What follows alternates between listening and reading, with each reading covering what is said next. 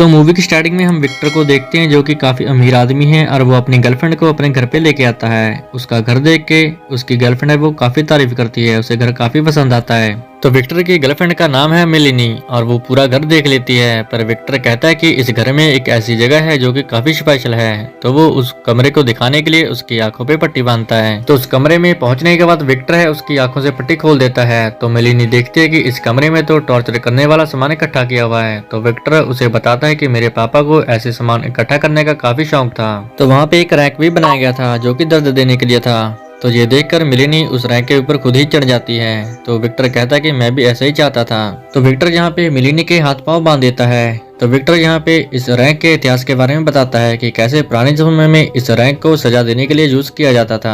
तो इस रैक के इतिहास के बारे में सुनकर मेलिनी को काफी अच्छा लगता है। तो विक्टर यहाँ पे इस रैक के लीवर को घुमाता है, जिसकी वजह से मेलिनी के हाथ पांव थोड़े खिंच जाते हैं। तो उसे हल्का सा दर्द महसूस होता है। तो विक्टर लीवर को थोड़ा और घुमाता है, जिसकी वजह से उसका दर्द है जो काफी बढ़ जाता है। तो मेलिनी उसको रोकने के लिए बोलती है, पर विक्टर है उसे जबरदस्ती बुलवाता है कि कहो मुझे अच्छा लगता है। तो इसी दौरान विक्टर की वाइफ है जो पीछे से आके उसे आवाज लगाती है। तो गलती से लीवर काफी तेज घूम जाता है, जिसकी वजह से मेलिनी की टांग की हड्डी जो बाहर निकल जाती है। तो जहाँ पे सीन शिफ्ट होता है, फिर हम इन सबको एक वकील के पास देखते हैं, जहाँ पे ये लोग आपस में समझौता करते हैं कि पिछले दिन जो भी हुआ वो एक हादसा था और मेलिनी इसके बारे में भूल जाए। तो इसके लिए मेलिनी को जो वकील है $10,000 का चेक देता है, पर मेलिनी उससे केस लड़ना चाहती थी, पर मेलिनी के पास इतने पैसे नहीं थे। पर विक्टर एक काफी रीच आदमी था, जिसकी वजह से वो उससे केस नहीं लड़ पाती, इसलिए वो 10,000 का चेक लेके वहां से चली जाती है। तो विक्टर के सारे केस यही वकील देखता है। इस वकील का नाम है रोमन और ये विक्टर का पुराना दोस्त है। तो जब विक्टर घर पे वापस आता है तो उसकी बीवी काफी नाराज थी, पर विक्टर अपनी सफाई में कुछ नहीं बोलता क्योंकि ये उसके लिए कोई नई बात नहीं थी।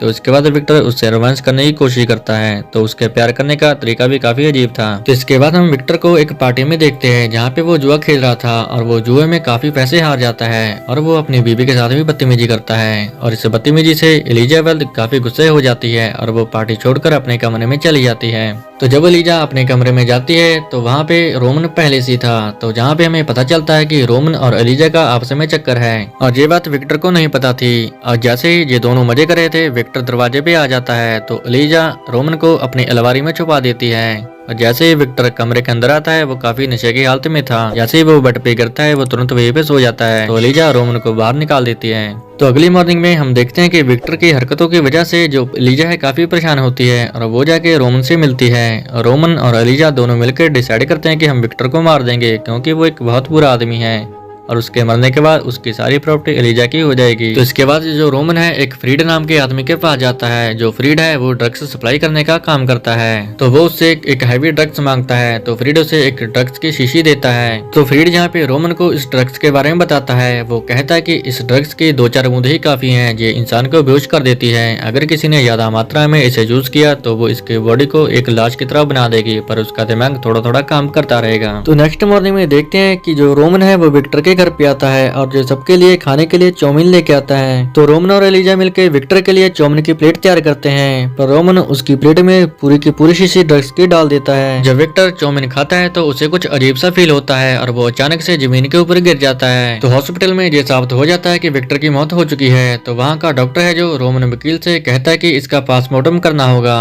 तो रोमन कहता है कि इसकी वसीयत में लिखा है कि इसके शरीर के साथ कोई भी छेड़खानी ना की जाए और इस बात का हम खास ध्यान रखेंगे। तो इसके बाद हम विक्टर की अंतिम संस्कार वाला दिन देखते हैं, जहाँ पे मेलिनी भी आई थी। तो एलिजा ये देखकर काफी हैरान होती है कि ये यहाँ पे क्या करने आई है। तो मेलिनी विक्टर के पास आती है और उसे देख के कहती है कि अच्छा हुआ ये मर गया, और उसके चेहरे के ऊपर थूक कर वहाँ से चली जाती है। तो फिर वहाँ पे हॉस्पिटल का डॉक्टर भी आ जाता है, जो की हाई कोर्ट से विक्टर की पोस्टमार्टम की इजाजत लेकर आया था। फिर हम उस डॉक्टर को विक्टर की बॉडी के साथ देखते हैं, जो कि उसके शरीर की ऑटोप्सी करने वाला था। जैसे ही वो ऑटोप्सी शुरू करने जा रहा था तो उसकी बीवी का कॉल आ जाता है। तो बात सुनने के बाद वो अपने स्टूडेंट को कहता है कि मुझे अभी जाना होगा और ऑटोप्सी हम कल करेंगे, और वो ये कह के वहाँ से चला जाता है। तो इधर हम रोमन को देखते हैं जो कि फ्रीड के पास जाता है और वहाँ जाके वो उस ड्रग्स के बारे में पूछता है और उसे बताता है कि जो विक्टर है वो मर चुका है और डॉक्टर उसकी बॉडी को पोस्टमार्टम के लिए ले गए हैं। तो फ्रीड कहता है कि उस पोस्टमार्टम को हमें रोकना होगा क्योंकि वो अभी भी जिंदा हो सकता है, पर डॉक्टरों ने तो उसे मुर्दा साबित कर दिया होगा। तो फिर हम उसी हॉस्पिटल में कुछ स्टूडेंटों को देखते हैं जिनको एक्सपेरिमेंट करने के लिए एक लाश मिली थी, पर इस लाश की हालत है जो काफी खराब हो चुकी थी। इसलिए वो फैसला करते हैं कि इस लाश का जो टैग है वो विक्टर की बॉडी के साथ एक्सचेंज कर देते हैं और वो विक्टर की बॉडी के साथ एक्सपेरिमेंट करना शुरू कर देते हैं। तो जहाँ पे जो टॉम है वो विक्टर को पेट को चीरता है और जेरी उसके पेट में हाथ डाल के उसकी सारी आंतड़ी बाहर निकालता है, पर विक्टर की आंखें खुल जाती हैं। तो जेरी ये देखकर उसकी आंखें बंद कर देता है। तो जेसिका जब उसकी बॉडी के कटिंग करने के लिए एक कटर उठाती है तो विक्टर अपना हाथ उठा लेता है और गलती से उसके हाथ की 2 उंगलियां कटकर नीचे गिर जाती हैं। तो ये देखकर वो सभी समझ जाते हैं कि विक्टर अभी जिंदा है। तो ये देख के तीनों घबरा जाते हैं। तो जेरी उसको इंजेक्शन लगा के उसे बेहोश करता है और उसके पेट को वापस से सिल देता है। तो ये तीनों आपस में बहस करने लगते हैं कि अगर पुलिस को पता चला तो इसके मारने का दोष हम तीनों के ऊपर आएगा और हम डॉक्टर बनने के बजाय एक जेल में बैठे होंगे।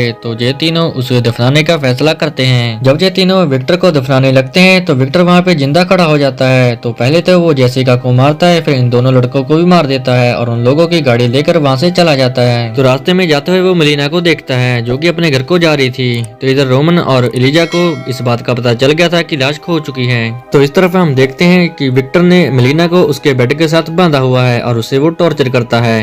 तो विक्टर मेलिना के फोन से ही अपने घर अपनी वाइफ को कॉल लगाता है, पर सामने से फोन रोमन उठाता है। तभी मेलिना विक्टर के ऊपर हमला कर देती है जिसकी वजह से फोन है जो नीचे गिर जाता है। जब मेलिना फोन को उठाने की कोशिश करती है तो विक्टर उसे जान से मार देता है और ये सारी चिल्लाने की बातें हैं रोमन अपने फोन पे सुन लेता है। तो रोमन को पता चल जाता है कि विक्टर अभी भी जिंदा है। वो एलिजा वेल को बताता है, पर एलिजा है उसकी बात पे यकीन नहीं करती और वहाँ से गुस्से होकर चली जाती है। तो फिर रोमन घर के सारे खिड़की दरवाजे बंद कर देता है और वो किसी काम से बाहर जाता है। तो जहाँ पे एलिजा को भी अपने घर में किसी अनजान शख्स के होने का एहसास होता है, इसलिए वो पिस्तौल उठाकर घर में देखने लगती है, पर अचानक से विक्टर सामने आके उसे पकड़ लेता है। जब रोमन वापस घर आता है तो एलिजा बात को आवाज लगाता है, पर रिप्लाई में उसे विक्टर की आवाज सुनाई देती है जो कि उसे टॉर्चर वाले रूम में बुला रहा था। तो वहाँ जाके देखता है कि एलिजा को विक्टर ने बांध के रखा हुआ है और विक्टर रोमन को कहता है कि अगर तुम इसको जिंदा देखना चाहते हो तो आके तुम चुपचाप इस रैक के ऊपर लेट जाओ। तो ऐसा सुनकर रोमन उस रैक के ऊपर चुपचाप लेट जाता है और विक्टर एलिजा से ही उसके हाथ पांव बनवाता है और उसी से ही वो लीवर चलवाता है, जिसकी वजह से रोमन को दर्द होना शुरू होता है। तो विक्टर यहाँ पे उन लोगों को सच बोलने के लिए कहता है कि तुम लोगों ने मेरे साथ ऐसा क्यों किया। वो उनके ऊपर काफी चिल्लाता है।